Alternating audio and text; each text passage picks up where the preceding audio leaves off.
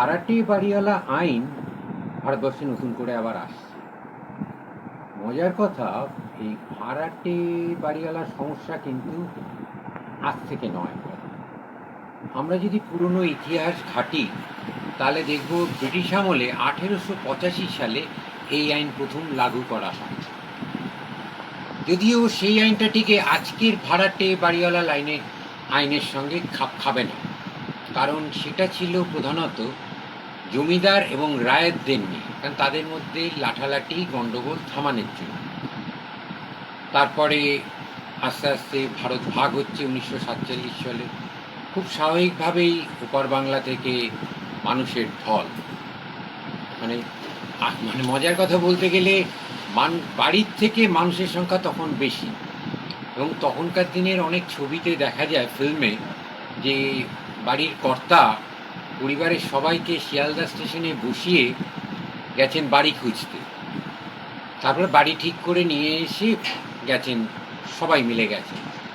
এবং অনেক পুরনো ছবি তো দেখা যায় যে আপনার ওই কি বলবো, আপনার ভাড়াটে বাড়িওয়ালার ছেলে মেয়েদের প্রেম, সেখান থেকে বিয়ে, অনেক কিছু দেখা গেছে। তারপরে যখন ভাড়াটা আস্তে আস্তে আইনটা এলো, এই আইনটা আসার পরে দেখা গেল বাধ্য হয়ে ভারত স্বাধীনের পরে সরকারকে ভাবতে হলো এটা নতুন করে আবার আইন তৈরি করার জন্য, কারণ ভাড়াটে বাড়িওয়ালার সমস্যা তখন ক্রমশ বাড়ছে। তাই নিয়ে লাঠালাঠি, গণ্ডগোল, থানা পুলিশ, আর তার প্রমাণ, সবথেকে বড় প্রমাণ বোধহয় প্রত্যেকটা কোর্টে কেসের পাহাড়। তাই এই নতুন আইনটা আসছে ভারত সরকারের, যে কিভাবে ভাড়াটে বাড়িওয়ালার এই সমস্যাটাকে আরও ভালো সুন্দরভাবে সমাধান করা যায়। আসুন আজকে আমরা জেনে নেব এই নতুন ভাড়াটে আইন সম্বন্ধে হাইকোর্টে এবং সিটি সিভিল কোর্টের সিনিয়র অ্যাডভোকেট এবং অত্যন্ত নামী অ্যাডভোকেট করা আছে। ফেয়ার রেন্টে আপনি নোটিশ দিলেন ভাড়াটেকে, তুমি এই টাকা আছো, তোমার এখন এত ভাড়া হবে, তোমার সারচার্জ এত হবে, তোমার প্রপোর্শনেট ট্যাক্স এত হবে, তোমাকে এই দিতে হবে, মেনটেনেন্স দিতে হবে। এবং মিউনিসিপ্যাল ট্যাক্সটা আমরা কম্পালসারিলি করা হয়েছে, সুপ্রিম কোর্টও তাই বলেছে। এবং নতুন প্রেমিসেস নিচে একটা মিউনিসিপ্যাল অ্যাক্ট আপনাকে দিতে হবে, যে মিউনিসিপ্যালিটিতে যা ট্যাক্স আছে প্রপোর্শনেট অকুপেশন চার্জ দিতে। ধরুন আপনি 100 স্কোয়ার ফিটে যদি অকুপেশন করেন, সেটা ওই রেন্টের মধ্যে যাবে অ্যাডিশনাল। সেটা কি পুরোটাই দিতে হচ্ছে? পুরোটা না, প্রপোর্শনেট। ধরুন আপনার 5000 স্কোয়ার ফিটের মধ্যে আপনি 500 স্কোয়ার ফিটের আছেন, পুরো বাড়িটার 5000 স্কোয়ার ফিটের যা ট্যাক্স, তার 500 স্কোয়ার ফিট আপনাকে দিতে হবে। এবার কমার্শিয়ালের ক্ষেত্রে একরকম, রেসিডেন্সিয়ালের ক্ষেত্রে মানে 500 স্কোয়ার ফিট পুরোটাই ভাড়াটেকে দিতে হবে ট্যাক্স। পুরোটা এন্টায়ার যদি অকুপাইড বাই ভাড়াটে হয়, তাহলে এন্টায়ার ভাড়াটেদের প্রপোর্শনালি দিতে হবে, যে যা অকুপেশনে আছে। আমি যেটা জানতে চাইছি, মনে করুন কর্পোরেশন ঠিক করলো যে এই বাড়িটার জন্য 500 টাকা, যেহেতু এটা কমার্শিয়ালি ইউজ করছেন, কর্পোরেশন এনহ্যান্স করবে ট্যাক্স, সেটা ল্যান্ডলর্ডের ক্ষেত্রে বার্ডেন হয়ে যাবে।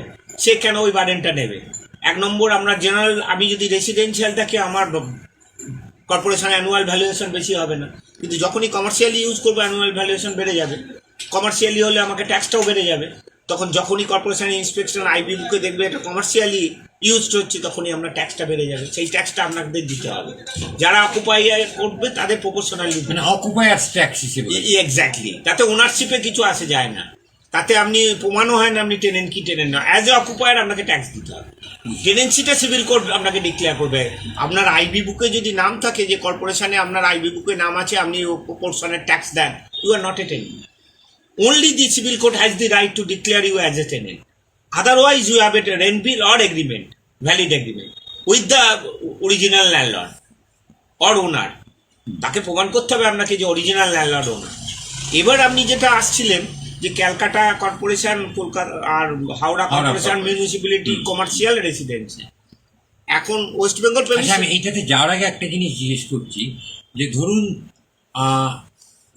যদি রেসিডেন্সিয়াল হয়, তাহলেও কি ভাড়াটেকে কর্পোরেশনের ট্যাক্সটা পুরো দিতে হবে? সমস্ত ক্ষেত্রেই দিতে হবে, দুটো ক্ষেত্রে। সুপ্রিম কোর্টে বলেছে, আর প্রেমিসেস চেঞ্জের নতুন আইনে একদম পরিষ্কার বলে দিয়েছে, পুরনো আইনে যে দুটো ক্ষেত্রেই পুরোটা, কমার্শিয়াল এবং কমার্শিয়ালের বেশি হয়, বেশি হয়, সেটা তো কমার্শিয়াল ক্ষেত্রে, মানে সেইটাকে পুরোটাই বের করতে হবে। হ্যাঁ, পুরোটাই বের করতে হবে। দায়িত্ব কোনো ভাড়ায় বাড়িওয়ালার কোনো দায়িত্ব, বাড়িওয়ালা ট্যাক্স পে করবে, কিন্তু আপনার থেকে সে ওটাকে নিয়ে নেবে। হ্যাঁ, এবারে এটা বলুন, ফেয়ার রেন্ট। ফেয়ার রেন্টটা বললাম, ফেয়ার রেন্ট মানে এগ্রিড রেন্ট। আপনি যদি বলেন 500 টাকা ভাড়াটা 5,000 টাকা আপনার সঙ্গে এগ্রিমেন্ট হয়েছে, দ্যাট ইজ ফেয়ার রেন্ট। আপনি আর ওটা কমপ্লেন করতে পারবেন না কন্ট্রোলারের কাছে যে এলাকায় 500 টাকা চলছে, আমার কাছে 5,000 টাকা নিয়েছে, কেন আপনি এগ্রি হয়ে গেছেন একবার বাড়িওয়ালার সঙ্গে, সেটাই ফেয়ার রেন্ট। ন্যায্য ভাড়া এক্ষেত্রে প্রযোজ্য হবে না, এগ্রিড রেন্ট ফেয়ার রেন্ট হয়ে যাবে। এবার ন্যায্য ভাড়াটা কি, এলাকায় কত চলছে, এই এলাকায় দেখুন কলকাতা কর্পোরেশনে ABCD গ্রুপ আছে, আপনি এ ক্যাটাগরিতে থাকেন না বি ক্যাটাগরিতে থাকেন না, সেই অনুযায়ী ট্যাক্স ঠিক হয়। যে একটা আলিপুরের বাড়ি, একটা শিয়ালদার বাড়ি, একটা ধর্মতলার বাড়ি, একটা আমাদের বাড়ি সুকা স্ট্রিট, এই বাদুর বাগানের বাড়ি, বিদ্যাসাগর স্ট্রিটের বাড়ি, একই হবে কি তা হবে না, সেই ক্যাটাগরি অনুযায়ী ট্যাক্স হয়। আচ্ছা, সেই অনুযায়ী আপনার রেন্টও ঠিক হয়, যে এলাকা ভিত্তিক রেন্ট, গলিটা কতটা, একটা বাড়িটা কীরকম, কত বছর বাড়ির বয়স, বাড়ির সঙ্গে কি এনভায়রনমেন্টাল কি কি ফ্যাসিলিটি আছে, কি কি ফ্যাসিলিটি আপনি বাড়িটা থেকে পান, কোন তলায় আছেন, এই লিফট আছে কি না, সেই ওপর বেস করে আপনার বাড়ির ফেয়ার রেন্টার অ্যাসেস করে কন্ট্রোলার। আচ্ছা, আমাকে এবার একটা জিনিস বলুন যে বাড়িওয়ালা কখন বাড়ি ভাড়া বাড়াতে পারে, সেটা কি তার ইচ্ছে মতন না? না, ওখানে স্টিপুলেশন আছে যে এভরি 5 ইয়ার্স কি 3 ইয়ার্স, আপনার ওখানে 3 ইয়ার্স প্রভিশন আছে। আচ্ছা, সেখানে আপনার বলতে মানে হবে এটা মিনিমাম যে 3 বছর। হ্যাঁ, অটোমেটিক যদি এগ্রিমেন্টে থাকে আপনাকে বাড়াতে হবে। ঠিক। 3%, 5% আপনি যেটা বাড়াবেন সেই 5%টা লেখে আপনাকে বাড়াতে হবে। যদি না বাড়ান আপনাকে কন্ট্রোলারের কাছে আবেদন করতে হবে অথবা সিভিল কোর্টে কেস করতে হবে, সেটা যদি আপনি না দেন। সেটাই একমাত্র অপশন, ভারী বাড়ানোর ক্ষেত্রে একমাত্র অপশন। মানে এটা কি কোর্টে কোনো আইনে কোনো প্রভিশন আছে যে মানে 3 বছর বা 5 বছর পরে, হ্যাঁ। 2 বছর, সেটাও আছে? আছে। কারণ অনেক সময় এটা দেখা যায় যে 2 বছর পর পর বানানো। না না না না, সেটা এগ্রিমেন্টে থাকলে এগ্রিমেন্ট উইল প্রিভেল। আচ্ছা, সেটা হতে পারে, এগ্রিমেন্ট উইল প্রিভেল অথবা স্ট্যাটুটারি উইল প্রিভেল। যদি এগ্রিমেন্ট না থাকে, if there is no such agreement, তাহলে স্ট্যাটুট বলেছে যা 3 বছরের 5%, 5 বছরের 6%, এইটা হয়ে যাবে। আপনার স্ট্যাটুট যা বলবে সেটাতে হবে, মানে আইন যা বলবে সেটাতে আপনাকে বাড়াতে হবে। জানতে চাইবো যে তাহলে এই ধরুন ভাড়াটে ঠিকঠাক পেমেন্ট করছে, সব কিছুই করছে, তাহলে কি ইচ্ছে করলেও ভাড়াটে বাড়িওয়ালা তুলে দিতে পারে, বা কি অবস্থায় দাঁড়ালে পরে এটা সে তুলতে আমি পারে? আগেই বলছি, আইন বাড়িওয়ালা অলওয়েজ আপনাকে তুলে দিতে পারে। বাড়িওয়ালার কি কি গ্রাউন্ডে তুলে দিতে পারে, আই হ্যাভ স্টেটেড আর্লিয়ার, যে বাড়ির দরকার, বাড়ি আমার ব্যবসা করব, আমার ছেলে মেয়েদের ব্যবসা করব, আমি থাকবো, তুমি নুইসেন্স করছো, তুমি সাবলেট করছো, তুমি আনঅথরাইজ কনস্ট্রাকশন করছো, তুমি ভাড়া দাওনি, সেই অর্থে বাড়িওয়ালা সবসময় আপনাকে তুলতে পেরে যায়। এবার কোথায় গিয়ে তুলবে, এবার আপনি যে কোশ্চেনটা করলেন যে প্রেমিসেস টেনেন্সিতে তুলবে না ট্রান্সফার অফ প্রপার্টি, এইটা একটা ক্রিটিক্যাল করেছে। সেখানে একটা নতুন আইনে বলেছে যে যদি রেসিডেন্সিয়ালের ক্ষেত্রে হয়, কলকাতা কর্পোরেশনের ক্ষেত্রে 6,500 টাকা যদি ভাড়া হয়, সেখানে তার 6,500 টাকা, 6,500 টাকার নিচে, সেখানে আপনি প্রেমিসেস টেনেন্সি অ্যাক্টে আপনাকে উচ্ছেদ করতে হবে। ধরুন আমি অরিজিনাল সাইটে কলকাতায় থাকি, অরিজিনাল সাইটে যারা ছিলেন তারা প্রেসিডেন্সি মলস্কজেস কোর্টে কেস করতে পারবে তার বাড়িওয়ালা। এইবার সাইডটা যদি একটু বুঝিয়ে। Original side of the Calcutta high court একটা পিকুইনারি, একটা টেরিটোরিয়াল। পিকুইনারিটা আমার ক্ষেত্রে দরকার নেই, এখানে টেরিটোরিয়ালটা কি, ব্রিটিশ আমলের যেটা হয়েছে, একটা ধরুন গঙ্গার এই পাটটা থেকে শ্যামবাজার থেকে নিয়ে ধরুন এক সাইডটা পর্যন্ত, আর এপিসি রোডের এদিকটা হচ্ছে এটা original side of the Calcutta high court. এখানে আমরা প্রেসিডেন্সি স্মল কজেস কোর্টে কেসটা হবে, এখানে আমরা 6,500 টাকা ভাড়া হবে। আর অথবা যদি এটা মিউনিসিপ্যালিটির ক্ষেত্রে হয়, সেখানে আপনার ভাড়াটা কম হয়ে যাচ্ছে, 3,000 টাকা। এবার কমার্শিয়ালি ক্ষেত্রে, রেসিডেন্সিয়াল ক্ষেত্রে আলাদা। কমার্শিয়ালের ক্ষেত্রে সেটা 10,000 টাকা, আর রেসিডেন্সিয়ালের ক্ষেত্রে সেটা কলকাতার বাইরে হলে ভাড়াটা আবার আলাদা।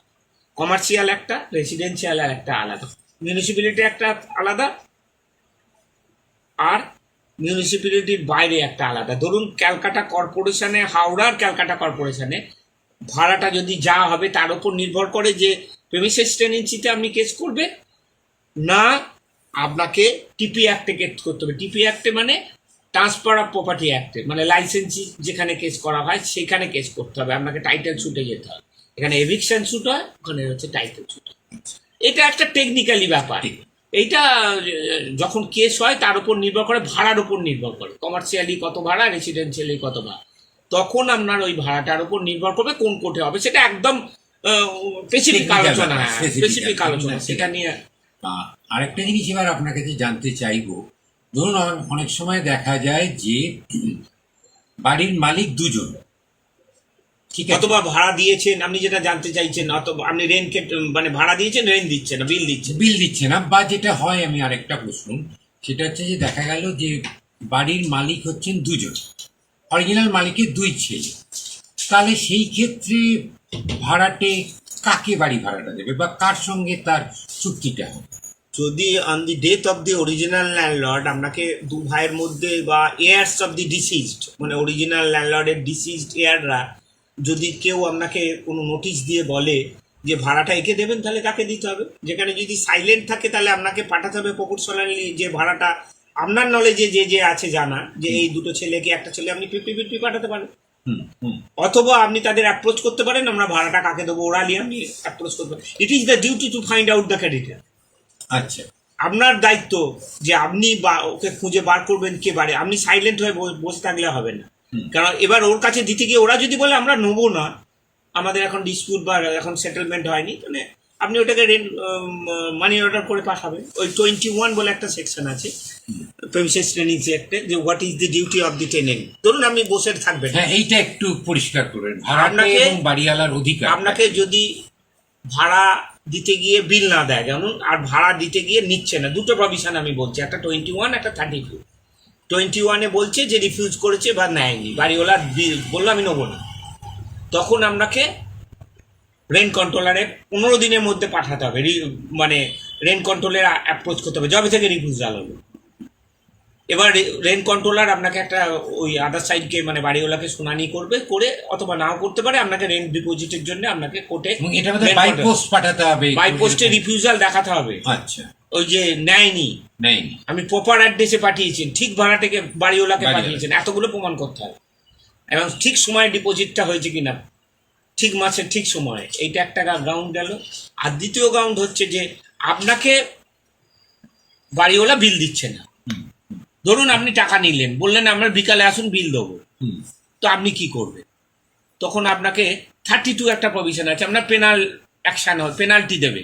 কন্ট্রোলারের কাছে আবেদন করবেন যে দেখুন আমাকে আজ দেবো কাল দেবো করে বাড়িওয়ালা বিল দিচ্ছে না, বলেছে একসঙ্গে 1 বছরের দেবো, কিন্তু আপনাকে যদি প্রতি মাসেই দেয় প্রতি মাসেই দিতে হবে। যদি বছরে বিল দেয়, সেরকম যদি এগ্রিমেন্ট থাকে বছরে দেবে, কিন্তু মাসে বিল যদি না দিতে যায়, তাহলে আপনি কন্ট্রোলারের কাছে আপনি আবেদন করবেন যে আমাকে বিল দিচ্ছে না, কন্ট্রোলার তখন অ্যাকশন নেবে, ওকে হিয়ারিং করে। তার জন্য পেনাল্টি আছে।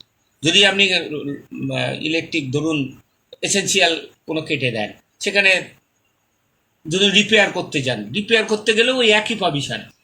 আইদার অ্যাপ্রোচ করতে পারেন কন্ট্রোলারের কাছে, অথবা সিভিল কোর্টে অ্যাপ্রোচ করতে পারেন যে আমি বাড়ি ছাড়াবো, বাড়িওয়ালা ছাড়াতে দিচ্ছে না, অথবা আমাকে ইলেকট্রিক দিচ্ছে না, অথবা আপনাকে। এবার বৈধ টেনেন্টের ক্ষেত্রে আপনার ইলেকট্রিসিটিটা আপনার সহজলভ্য হয়, কিন্তু অবৈধ, মানে আপনি যদি অ্যাজ এ অকুপায়ার আপনার সেক্ষেত্রে একটু ডিফিকাল্টিজ হয়, কিন্তু occupier may get electricity. You can approach before the মানবিক কারণে কন্ট্রোলারের কাছে আবেদন করতে পারে, অথবা you can approach before the high court writ petition আপনি করতে পারেন যে আমার একটা ইলেকট্রিক দিচ্ছে না, আমাকে কি। অথবা আপনি যদি জল না দেয়, আপনি কর্পোরেশনকে পার্টি করেও রিট করতে পারেন যে আমার এসেন্সিয়াল জলের কালেকশন বাড়িওয়ালা এসেন্সিয়াল কমোডিটিস, হ্যাঁ কেটে দিয়েছি। কিন্তু police can not do anything. Police করতে পারে, একটা জিডি করলেন, কিন্তু পুলিশের এখতিয়ারের বাইরে। আপনি যে থানায় গিয়ে বলবেন, পুলিশে যে ধরে নিয়ে যাবেন, কোনো পারমিশন নেই। সেটা যদি মানে কোনো গন্ডগোলের জায়গায় হয়, আইন শৃঙ্খলা না, ওনলি আইন শৃঙ্খলার জন্য পুলিশ সবসময় পারে, কিন্তু যখন ভাড়া নিয়ে গন্ডগোল, পুলিশ সেক্ষেত্রে দুজনকে বলবে গন্ডগোল করবেন না, এটাই পুলিশের ডিউটি। কিন্তু এখানে পুলিশ কোনো পেনাল অ্যাকশন নিতে পারে না, এক্সেপ্ট মারামারিটা। সেটা যদি হয়, যা মারামারির কেস আছে, যা মারধরের কেস আছে, সেই অ্যাকশনে হবে। সেক্ষেত্রে ওটা সিভিল কোর্ট খুব একটা গ্রাহ্য, মানে জিডি যদি হয়ও সেটা খুব একটা গ্রাহ্য। সিভিল ক্রিমিনাল কেসের কোনো সিভিল কোর্ট মেনে অনেক সময় প্রবেটিভ ভ্যালু নেয় না, যে ওর আমার কোনো, আমি ওটা নেবো না, জজের উপর নির্ভর করে, ওটা আমি দেখছি না, এটা কোনো ব্যাপার না। আপনার কি ডকুমেন্টস আছে দেখান, আমি তার উপর দেখবো যে আপনি টেনেন কি টেনেন। That is the principle of law. একটা জিনিস বলুন, এই কোর্ট ছাড়া কি ভাড়াটা তোলা যায়? কোর্ট ছাড়া আপনি টেনেন্সি কথায় না, টেনেন্সি হচ্ছে আপনি যখন পেয়েছেন, আপনি সারেন্ডার করলে আপনি টেনেন্সি চলে গেল।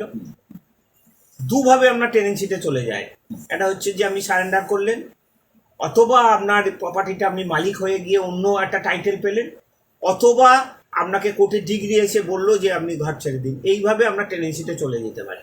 কিন্তু আদারওয়াইজ আপনাকে ঘাট ধাক্কা দিয়ে, আমাদের দেশে এই আইনটা হয়নি। আমাদের দেশে বলেছে বাড়িওয়ালাকে যে তোমাকে কোর্টে গিয়ে তুমি ওর বিরুদ্ধে কেস করো। এই আইনটা যদিও অনেক সময় বাড়িওয়ালাকে পক্ষে খুব ক্ষতিকারক হয়, কিছু কিছু সময় ভাড়াটেরা খুব করে না, তাদের রিজনেবল যে ভাড়াটা দেয় না, অথবা যখন ছাড়ার কথা ছাড়ে না, এক্ষেত্রে বাড়িওয়ালারা একটু অসুবিধার মধ্যে পড়ে যায়। এইটাই একটা অসুবিধা আমাদের দেশে। একটা সেকশন আছে 21 সিপিসিতে, সেখানে হচ্ছে যে কি কি প্রসেসে তুলবেন, কখন ডিগ্রি যাবে, কখন এক্সিকিউশন হবে, এক্সিকিউশনটা কীভাবে হবে, পুলিশের এই একটা স্টাফটা দি ডিগ্রি, মানে ডিগ্রি পেলেও আপনার স্টাবল রইল যে কিভাবে এক্সিকিউশন করবেন। ধরুন আপনি একটা গভর্নমেন্ট পাস করেছি যে কাল থেকে সিগারেট খাবেন, কিন্তু এক্সিকিউট করতে হবে ওটাকে, খেলে কি হবে, কে পেনাল অ্যাকশন নেবে, সেইটা ক্ষেত্রে এই ওয়েস্ট বেঙ্গল প্রেমিসেস টেনেন্সি অ্যাক্টে ওই 21 সিপিসিতে একটা গাইডে, সেখানে একটুখানি ওইটা আরও লিবারালি সেন্ট্রাল গভর্নমেন্টের দেখা আমার মনে হয় উচিত। যে আপনি একটা ডিগ্রি পেলেন, সঙ্গে সঙ্গে কোর্টই বলে দেবে যে তুমি রুম ছেড়ে দাও, তোমার আর কোনো, আমি পুলিশ অ্যাপ্রোচও করবো না, এক্সিকিউশনে যাবো না, সঙ্গে সঙ্গে তোমার 1 মাস 2 মাস সময় নাও, তুমি বাড়ি ছেড়ে দাও। এটা নতুন আইনে হওয়া উচিত। যেটা নতুন একটা আইন এসেছে সেটা রেজিস্ট্রেবল করা হবে, একটা এগ্রিমেন্ট করা হবে 5,000 টাকা করে ভাড়া হলে, সম্ভবত এপ্রিলে আসার কথা আছে, এখনো আসেনি।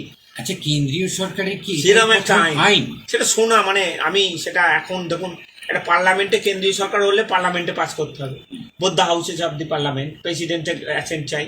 আর এখানে স্টেট গভর্নমেন্ট হলে স্টেটের অ্যাসেম্বলিতে পাস করতে হবে। সেখানে না, আমি যেটা জানতে চাইছি যে কেন্দ্রীয় সরকারের কি আগে কোনো আইন ছিল এরকম? কেন্দ্রীয় সরকার অল ইন্ডিয়া আইনের টিপি একটা আছে, কিন্তু all India premises tenancy act এটা প্রভিন্সিয়াল অ্যাক্ট। কারণ আমাদের এখানে যেগুলো হয় সবই তো ওয়েস্ট বেঙ্গল প্রিমাইসেস। হ্যাঁ, ল্যান্ড রিফর্মস অ্যাক্ট, ঠিকা tenant act, premises tenancy act of West Bengal. আচ্ছা, এবার ওই ঠিকা টেনেন্ট অ্যাক্ট ওয়েস্ট বেঙ্গলে যখন 81 এর অ্যাক্ট হলো, জমিদারি চলে গেল, তখন কি হলো না, যারা ভাড়াটে ছিল, যারা টেনেন্ট ছিল, তারা গভর্নমেন্টের আন্ডারে টেনেন্ট হয়ে গেল। ওই স্ট্রাকচারটা, ওই ধরুন ঠিকা টেনেন্টে বেশিরভাগ হয় টালির ঘরগুলো, সেই স্ট্রাকচারটা ও টেনেন্ট হয়ে গেল। আপনি স্ট্রাকচার তৈরি করেছেন, আপনি ওই স্ট্রাকচারটা টেনেন্ট গভর্নমেন্টের আন্ডারে, ল্যান্ডটা গভর্নমেন্ট মালিক হয়ে গেল।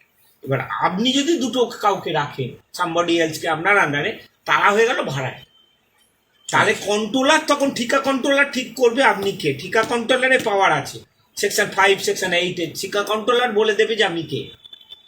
ঠিকা কন্ট্রোলার বলবে যে আপনি টেনেন না ভাড়াটে, আপনাকে অ্যাপ্রোচ করতে হবে ঠিকা কন্ট্রোলারের কাছে।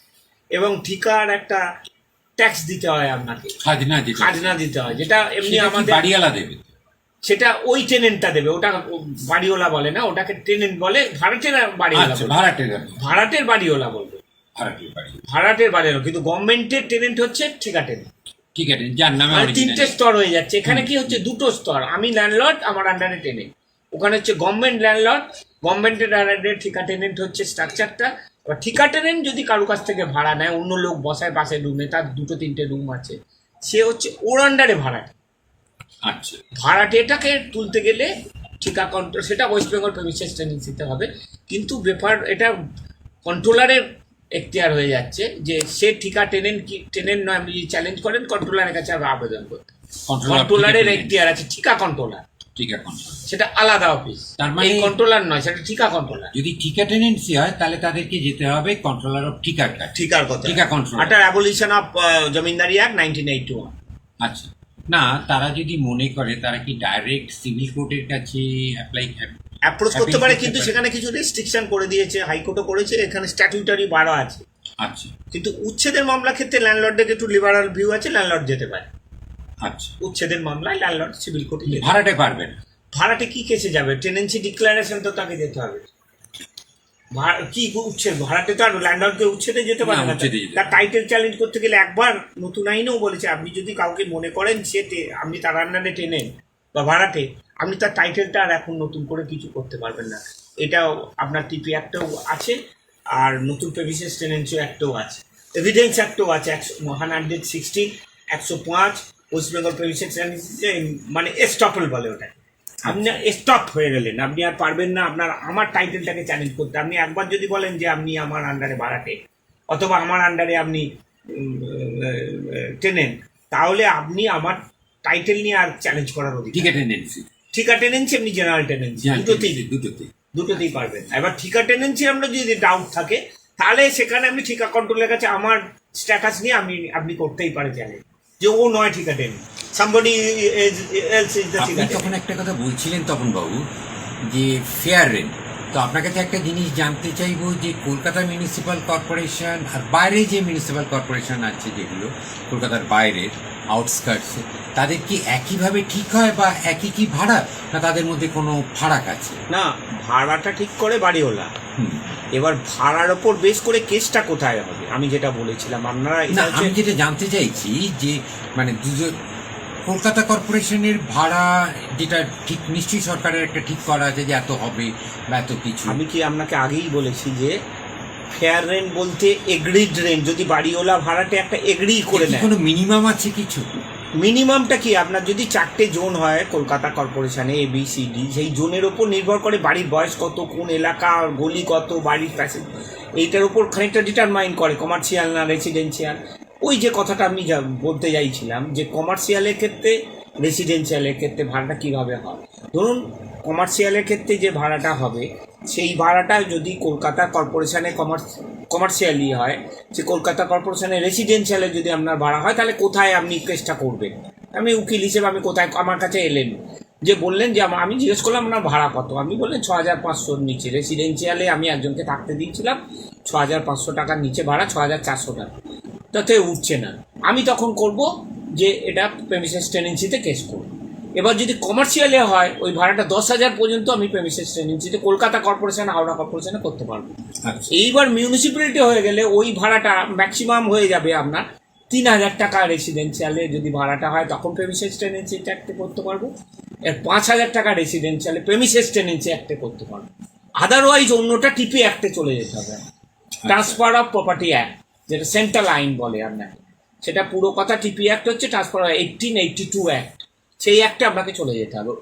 ওখানে তার প্রেমিসেস টেনেন্সিতে যাবে না। আপনি বললেন যে 1882 অ্যাক্ট, এখনো কি সেটাই লাগু না? হ্যাঁ, সেটাই, অ্যামেন্ডমেন্ট চেঞ্জ হয়নি। অ্যামেন্ডমেন্ট টুকটাক হয়, দেখুন সেগুলো আলাদা, কিন্তু মূল একটা ওই সেন্ট্রাল অ্যাক্ট, সেন্ট্রাল অ্যাক্ট হয়ে আছে। এখন কেস তো বহুদিন চলে, এক একটা কেস। আমি সেটাই জানতে চাইছি যে আমরা এত কিছু সরকারের আইন থাকা সত্ত্বেও দেখি যে কোর্টগুলোতে বছরের পর বছর ধরে ভাড়াটে বাড়িওয়ালার কেস জমে আছে, এবং বলতে গেলে কেসের পাহাড়। তাহলে এইটা কেন, যেখানে সরকারের এত হাতে আইন আছে, কোর্টের হাতে এত আইন আছে? আমি ঠিকই বলেছি, এটা দুটো মত। সুপ্রিম কোর্ট বলে কেস তাড়াতাড়ি শেষ করে দিতে, হাইকোর্টও বলে তাড়াতাড়ি কেস শেষ করে দিতে, কিন্তু দেখা যাবে সব কোর্টেই প্রচুর মামলা পড়ে থাকছে। আপনি আপনার দিকে আঙুল দেখাচ্ছেন, নিচু কোর্ট ওপর দিকে আঙুল দেখাচ্ছে, এই চলছে। এর পার্টে 3টে পার্টের দোষ। এটা হচ্ছে উকিলবাবুদের দোষ, ক্লায়েন্টদের দোষ। কিছু ক্লায়েন্ট যদি কেস খারাপ হয় বলবে একটু টানুন। জজ সাহেবরাও অনেক সময় অর্ডার দিতে চায় না, সময় নষ্ট করে। জজের ট্রান্সফার থাকে, জজ অর্ডার দিতে গেলে দেরি করে, জজ নিজের থেকে অ্যাডজনমেন্ট দেয়। জজেরা যদি অ্যাডজনমেন্ট দেওয়াটা বন্ধ করে, কস্ট ইম্পোজ করে, ডেট তাড়াতাড়ি করে। অনেক জজ সাহেব আছেন দেখবেন, বলবে আমি ব্যস্ত আছি, কাজ করতে গেলে মানে অর্ডার পাস করতে গেলে একটু সময় নিতে চায়, অর্ডার দেরি করে বলে, বা ট্রান্সফারের মুখে আছে আজকে শুনবো না, ট্রান্সফার হয়েই এলাম আজকে নেক্সট দিন শুনবো। আর উকিলবাবুরা তো আছেই, উকিলবাবুরা কাজ করতে চাইবেন না। উকিলবাবু আজকে বলবে যে এই কোনো উকিলবাবু মারা গেছে, আজ হবে না, আজকে not to pass advance order. কালকে বলবে যে অন্য উকিলবাবু বলবে আমার জ্বর হয়েছে, অন্য উকিলবাবু বলবেন আপনার বাড়ির ফ্যামিলি কারুর, মানে এই চলতে থাকে। এটা আমরা একদম দায়ী। পুরো সিস্টেমটা উকিলবাবু থেকে আরম্ভ করে কোর্ট অফিসার থেকে আরম্ভ করবে, ক্লার্করা, জজেরা, প্রত্যেকটা ডিপার্টমেন্ট দায়ী। জজেরা যদি একটু রিজিড হয়, সেখানে আবার আন্দোলনে অনেক সময় চলে যায়। তাহলেও আমার অনুরোধ থাকবে জজ সাহেবদের কাছে যে তারা যদি একটু রিজিড হয়, তাহলে আমাদের মনে হয় অনেক কেসগুলো তাড়াতাড়ি শেষ হয়ে যাবে। জজের আছে, court is not so powerless, কোর্টে প্রচুর ক্ষমতা আছে। অনেক সময় কোর্টও অনেক অব্লিগেশন থাকে, সেই জন্য তারা খুব রিজিড হতে পারে না। আমার মনে হয় কোর্টের আইনটাকে, এটা আপনি বলছেন যে ইচ্ছাকৃত বা অনিচ্ছাকৃত, আমার মনে হয় এটা খানিকটা আর্টিফিশিয়াল। আচ্ছা, আপনি যদি ভাড়াটে নন, আপনি চেষ্টা করবেন যে কিছু মামলাটা কিছুদিন চলুক। আর আপনি যদি উকিল সেরকম ভাবে উকিলবাবু হন, আপনি চাইবেন যে এটা দীর্ঘদিন চললে আমার একটা কেস করতে পারবো, আর জজ সাহেবরা চাইবে যে আমাকে এই দুটো একটা ডেট দিয়ে দিয়ে আমি তো ট্রান্সফার হয়ে যাব, আমি কেন একটা ডিগ্রি জাজমেন্টে যাব, ওটা তো অনেক লিখতে হবে, পড়তে হবে, আর্গুমেন্ট শুনতে হবে, আমি খানিকটা শুনে আমি চলে যাব, আবার নতুন জাজ আসবে সে খানিকটা শুনবে। জজ সাহেবদেরও পাঠ আছে, প্রচুর পাঠ আছে এই নিয়ে। আমার জজ সাহেবদেরও আমাদের সঙ্গে গন্ডগোলও হয়, ঝগড়াও হয়। দেখুন, আমরা part of the court officer, আমরা জজ সাহেবের দিকে তো আঙুল তুলতে পারি না, কিন্তু অনেক সময় রাগের মাথায় আমরা বলে ফেলি যে আপনাদেরও এটা তাড়াতাড়ি করা উচিত। আমি যখন ল্যান্ডলর্ড আমি তখন বলি তাড়াতাড়ি করুন, আমি যখন ভাড়াটে আমি তখন বলি কেন তাড়াতাড়ি করছে, মানে যে যার সুবিধা অনুযায়ী এটাকে চালিয়ে দেয়, মানে যেমন পলিটিক্যাল পার্টিগুলো। তাহলে এইটা সেই সূত্র ধরেই জিজ্ঞেস এইটা মনে হয় আরো রিজিড। ওই যে বললাম একটা সেকশন 21 আছে সিপিসিতে, ওটাকে সেন্ট্রাল গভর্নমেন্ট ভালো করে রিভাইজ করা উচিত, যে একদম এইভাবে তুলবে, যদি তুমি এতদিনের মধ্যে না যাও তোমাকে এত পেনাল্টি সহ তোমার কি কি ফাইন হবে, কি কি অ্যাটাচমেন্ট হবে, কি কি তোমাকে শাস্তি দেওয়া হবে, সেই শাস্তিটা যদি ইম্পোজ করে দেয় দেন অ্যান্ড দেয়ার তারা রুম ছাড়তে বাধ্য হবে। ওই এত পাঁচাকলের মধ্যে গিয়ে, এক্সিকিউশনের মধ্যে গিয়ে, পুলিশ হেল্পের মধ্যে গিয়ে একটা বাড়িওয়ালা ভাড়া দিয়ে তার এত সর্বনাশ, মানে ভাড়াটে তুলেও সে টাকাও পাচ্ছে না, পুলিশের একটা কস্ট জমা দেবে, পুলিশের কাছে যাবে, কোর্টে যাবে, 10 বছর ধরে চলবে। এটা আনফেয়ার আমার মনে হয়। আপনাকে সময় দেওয়া হচ্ছে 1 মাস, আপনি নতুন রুম দেখুন চলে যান। আমি তো অহেতুক বলছি না, তুমি যদি কোনো সিকিউরিটি দিয়ে থাকো, সিকিউরিটিটা তোমার যদি অ্যাডজাস্টেবল হয় সেখানে আলাদা স্টিপুলেশন, কিন্তু তোমার যদি লিজ থাকে সেখানে আলাদা। কিন্তু তোমার যদি জেনারেল টেনেন্ট হও, লাইসেন্সই হও 11 মাসে, তোমার ইমিডিয়েট ছাড়া উচিত। ওই আইনের কচকচানি দিয়ে তোমার আমার ফ্ল্যাট বা বাড়ি আটকে রাখা উচিত না। এটা উচিত, এটা আগের গভর্নমেন্টও এটা চেষ্টা করেছিল, কিন্তু আগের গভর্নমেন্ট যখনই কোনো বাড়ির মালিক হয়ে গেল তারা, তখন এই আইনটা তারা নতুন আইনে আনলো, যেটা 2001-এ খানিকটা ল্যান্ডলর্ডের ফেভারে হলো। এবার obligation of the landlord, obligation of the tenant, সেখানেও আছে রেসিপ্রোকাল। আপনি কি করতে পারেন, ভাড়াটে কি করতে পারেন, আপনি অলওয়েজ উচ্ছেদ করতে পারেন, কিন্তু এই প্রোটেক্টেড প্রসেসটাকে কাটছাট করতে, যে 1 বছর 2 বছরের মধ্যে আপনাকে শেষ করতে। আমি হাইকোর্টে কেন যাব, আমি কেন সুপ্রিম কোর্টে যাব? হ্যাঁ, আপনার বিরুদ্ধে ইনজাস্টিস হয়েছে, সেখানে নিশ্চয়ই আপনি হায়ার কোর্টে যাবেন। অ্যাপেলেট কোর্ট কেন, যে আপনি ভুল করেছেন আমি অ্যাপিল করলাম, সেক্ষেত্রে ঠিক আছে।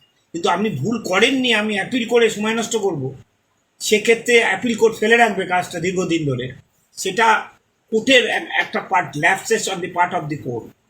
কোর্টের একটা বিভিন্ন ভূমিকা আছে কোর্টগুলো। সেকেন্ড অ্যাপিল পাস হলে 78 সালের মামলা পড়ে আছে হাইকোর্টে, তাহলে আপনি কোন দিকে যাবেন?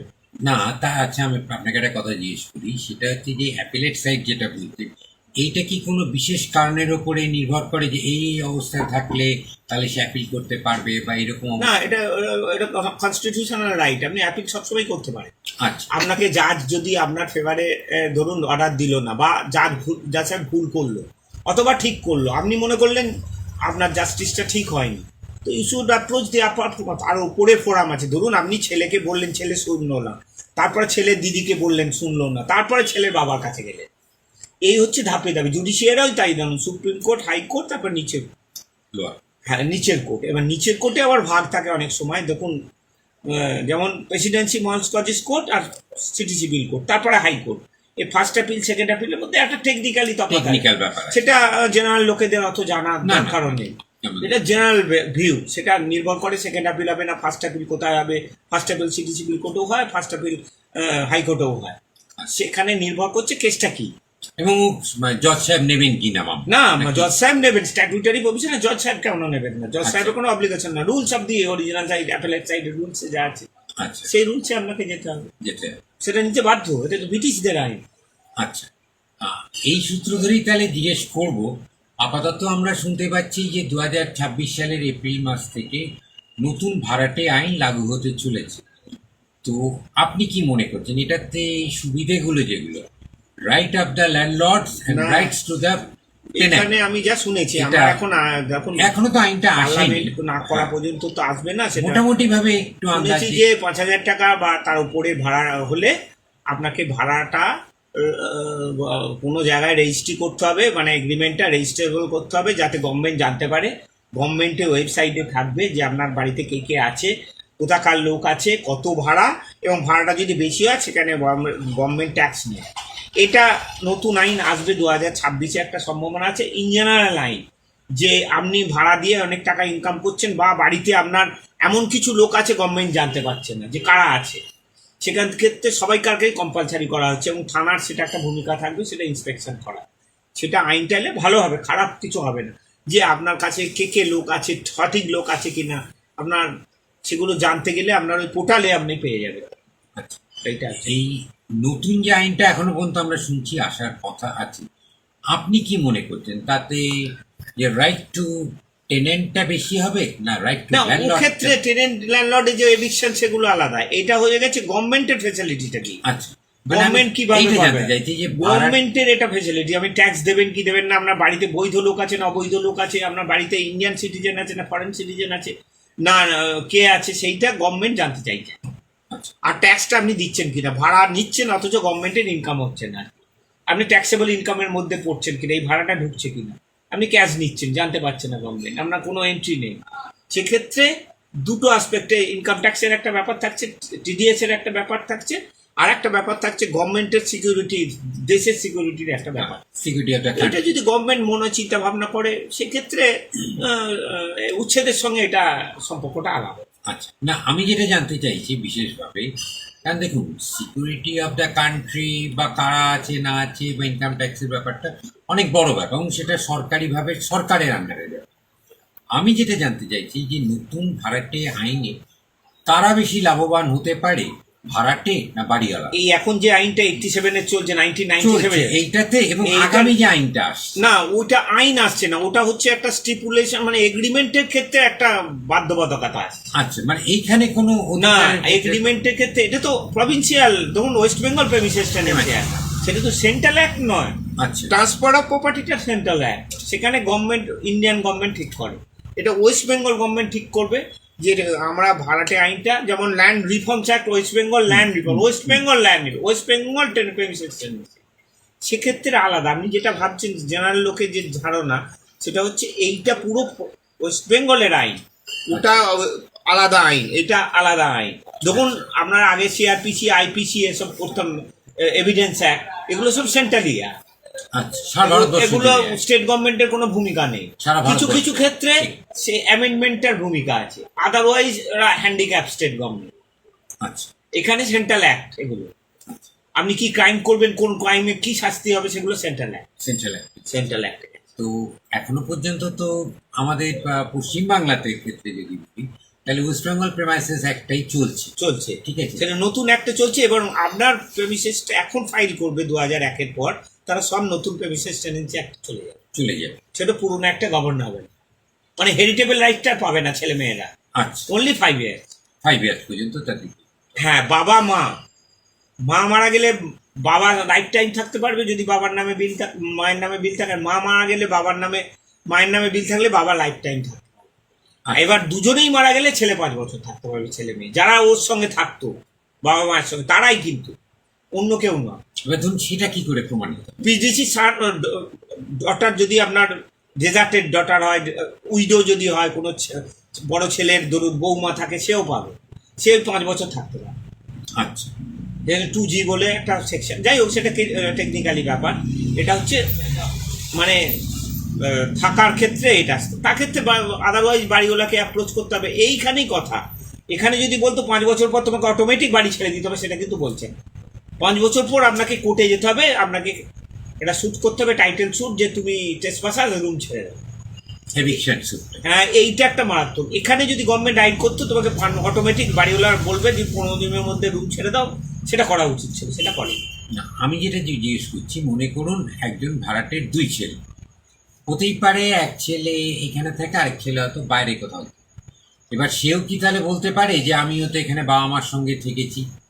অথবা না আমাদের না না, এখানে- ঠিক করে বলতে পারে who were ordinarily residing with the না, অরিজিনাল আমি টেনেন্ট যেটা জানতে চাইছি যে ধরুন 2 ছেলেই এখানে একসঙ্গে বাবা মার সঙ্গে ছিল। At the time of death আচ্ছা, এইখান থেকে অফ এটা দি কি- অরিজিনাল টেনেন্ট। আপনি ভালো করে ল্যাঙ্গুয়েজটা আমাদের বুঝতে হবে, যে যে অরিজিনাল টেনেন্ট ছিল তার মৃত্যুর সময় যে যে ছিল, আচ্ছা, dependent on him or her, এই ডিপেন্ডেন্সিটা হচ্ছে মূল কথা। No other residential suitable accommodation, অন্য কোথাও থাকার জায়গা নেই ভাড়াটে। আচ্ছা, they will inherit the tenancy only for 5 years। আচ্ছা, কি ছেলে হতে পারে কিন্তু বাইরে থাকি, সেটাতে তারা এ করছে না। না, তাহলে at the বাইরে time থাকলে of তো death- ডেথে সে ওর বাবার সঙ্গে ছিল, অ্যাকচুয়ালি জয়েন্ট মেসে থাকতো কিনা, একসঙ্গে খাওয়া দাওয়া Joint থাকা, সেই জায়গাটাকে ওরা হ্যাঁ, তাহলে হঠাৎ সে যাবে কোথায়? যাবে। এইটার জন্য তোমাকে এইটা একটা ঠিক সময় দেওয়া হচ্ছে, তুমি ছেড়ে দাও। কিন্তু সেখানেও কোর্টে অ্যাপ্রোচ করতে হবে। এটা একটা লিবারালি করলে আমার মনে হয় ভালো হতো। নতুন আইনেই তোমাকে অটোমেটিক ছেড়ে দিতে হবে, তাহলে বাড়িওয়ালাদের আরো সুবিধা হতো। সুবিধা হতো। হ্যাঁ, আমার মনে হয় যেমন 21 সিপিসিটা অনেক করা দরকার, অনেকটা মডিফিকেশন করা দরকার। তাহলে আরো লোক, আপনার অসুবিধা হবে না। ভাড়াটে তো একটা সাময়িক থাকার কথা। ধরুন একটা হোটেলে এসে আপনি ঢুকলেন আর বেরোলেন না, তা তো হতে পারে না। ঠিক। হোটেলে থাকবেন, আপনি বলবেন না আর বেরোবো না, তাহলে হোটেলওয়ালা কি তার ব্যবসা বন্ধ করে দেবে? সেরকম আপনাকে লাইসেন্সই থাকতে বলা হচ্ছে 11 মাস, কিন্তু আপনি থাকছেন না। আবার যারা এগ্রিমেন্ট করছি আমরা, তারা লাইসেন্সির এগ্রিমেন্টে সুপ্রিম কোর্ট বলছে ভেরি স্পেসিফিক, যেমন ইন্টেনশনটা বলছে যে কেন তুমি তাকে লাইসেন্সই রাখছো। যে আসছে সে কি কোনো পারপাসে আসছে? সে 11 মাসের পারপাসটা কি? ধরুন বাড়ি কারুর ভাঙা হয়, নতুন বাড়ি হবে, শিফটিং এসে আসছে, সেখানে ইন্টেনশনটা আপনার ছেলে মেয়ে কোথা থেকে পড়তে এসেছে আপনার এখানে আছে, সেখানে 11 মাসটাই তার একটা, বা 11 মাস বদলি হয়ে আপনি এসেছেন, তবে টেম্পোরারিলি আপনি দেখাতে হবে আচ্ছা। এগ্রিমেন্টে। সবাই এগ্রিমেন্ট করে, ওই 11 মাস বললে হবে না। ওই ভেতরে প্রোবেটিভ ভ্যালুটা থাকতে হবে, যে এগ্রিমেন্টটা যেটা করছেন তার তার স্ট্রেংথ কতটা আছে, যে এগ্রিমেন্টটা কি। আপনি অনেক লিখেছেন, 100 পাতা লিখেছেন, কিন্তু আপনি 10 পেলেন, আর একজন 10 পাতা লিখে 85 পেল। তফাৎটা কি? ওর প্রোবেটিভ ভ্যালুটা, ভেতরে লেখাটা কি আছে, সেটা একটা ফ্যাক্টর নেই। এইখানটাতে জিনিস তাহলে জানতে চাইবো, ধরুন যে যখন কেউ বাড়ি ভাড়া নিচ্ছে, স্বাভাবিকভাবেই তারা চিন্তা করেন যে আমি এখানে 5 বছর থাকবো কি 7 বছর, মানে যাই হোক, মানে একটা লং টার্ম। 11 মাসের ব্যাপার যেখানে নেই, তাহলে সেখানটা তারা তাহলে কিভাবে সেটা সেখানে করবে? এগ্রিমেন্ট করলে 1 বছরে বেশি হলে রেজিস্টার করা দরকার, কম্পালসারি রেজিস্ট্রেশন। এবার লিখছে তো সবাই 11 মাস। 11 মাস লিখছে, 12 মাস হলে আইনে বলছে রেজিস্ট্রি করতে হবে, আচ্ছা। সেজন্যই 11 মাস লিখছে। এবার 11 মাসের পর 1 মাস গ্যাপ দিয়ে আপনি আবার নতুন এগ্রিমেন্ট করছেন, কিন্তু ওই স্টিপুলেশনটা কন্টিনিউ হওয়া চলবে না।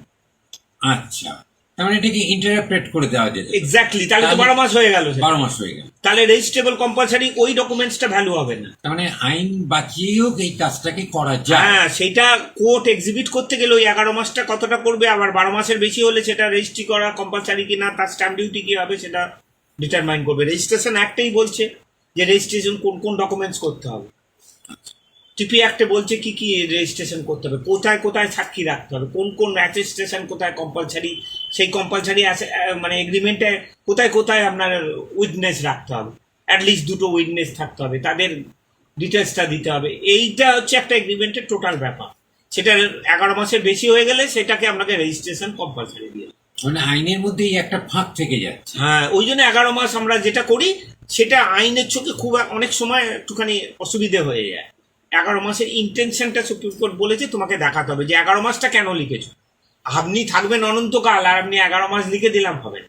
ওই আপনি বললেন না 5 বছর, সেটা কি করতে হবে, সেটা এগ্রিমেন্ট করলেন, ওপেন টেন্ডেন্সি দিয়ে দিলেন যে 5 বছর পর আপনি চলে যাবেন, আপনি আন্ডারটেকিং দেবে, 5 বছর পর আপনি কেস করতে পারবেন না, আপনি কোর্টে যেতে পারবেন না, আপনার কেউ মারা গেলে আপনার অন্য কেউ টেনেন্সি পাবে না, এরকম ডিসিশন সুপ্রিম কোর্টে আছে যে হেরিটেবল হবে না। আপনাকে সেখানে ডিক্লারেশন দিতে হবে, ওই ডিক্লারেশনটা প্রিভেল করবে, তখন স্ট্যাটিউটারিটা প্রিভেল করবে না। আপনার যে ডিক্লারেশনটা দ্যাট উইল প্রিভেল, যে আপনি বলেছেন ওইটা ভ্যালিড হবে তখন, যে আপনি ওই এগ্রিমেন্টটা এগ্রিড, ওই fair rent is agreed fair rent, আপনি বলেছেন 10,000 টাকা ভাড়া দেবো, তখন লোকাল রেন্টে 5,000 টাকা ওটা আর খাবেন না, কারণ আপনি মেনে নিয়েছেন 10,000 টাকা। 10,000 টাকা আপনি একবার আমাকে বাড়িওয়ালা মেনে নিয়েছেন, আপনি ডিভিয়েট করতে পারবেন। এ হচ্ছে টোটাল আইনের ব্যাপার। এখানে আরেকটা জিনিস জানতে চাইবো, যদি কেউ ধরুন রেজিস্ট্রেশনের রাস্তায় যায়, তাহলে এর কি কোনো মিনিমাম ভ্যালু আছে? হ্যাঁ, রেজিস্ট্রেশনের যেসব চার্জ, যেসব স্ট্যাম্প ডিউটি দিতে হবে, আচ্ছা, সেখানে স্টিপুলেশন কে দেবে সেটা ডিটারমাইন করবেন ল্যান্ডলর্ড অ্যান্ড টেনেন্ট। আচ্ছা, এবার আপনার অসুবিধা হবে বাড়িওয়ালা, তখন বাড়িওয়ালা সেটাকে রেজিস্ট্রেশন করানো বাড়িওয়ালার পক্ষে দরকার, আর আপনি সেই ডকুমেন্টস দিয়ে কিছু বেনিফিট নিতে চান, আপনার রেজিস্ট্রেশন করা দরকার। ধরুন বিয়ের ক্ষেত্রে বলছি, অনেক সময় মেয়ের বাবারা চায় বিয়ের রেজিস্ট্রেশন করতে, আমার ছেলের বাবারা চায়, এখন অনেক সময় দুজনেই চায় না, অনেক সময় দুজনেই চায়। এখন রেজিস্ট্রেশনটা আইনে বলেছে যে বিবাহ রেজিস্ট্রেশনটা কম্পালসারি নয়। ধরুন কালীঘাটে গিয়ে বিয়ে করলেন বা সোশ্যালি বিয়ে করলেন, সপ্তপদী করলেন,